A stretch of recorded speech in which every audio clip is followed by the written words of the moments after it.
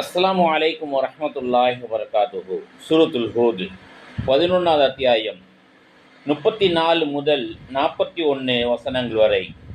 1.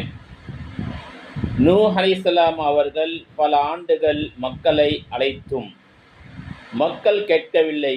இருந்தாலும் அவர்கள் அழைப்பை நிறுத்தவில்லை. 2.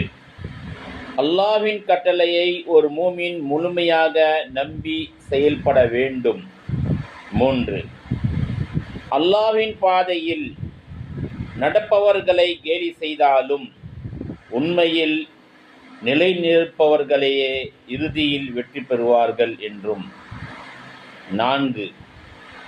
நூஹ் அலைஹிஸ்ஸலாம் அவர்கள் ஒவ்வொரு உயிரினத்திலும் ஒரு ஜோடி மற்றும் ஈமான் கொண்டவர்களையும் கப்பலில் ஏற்றினார்கள். 5.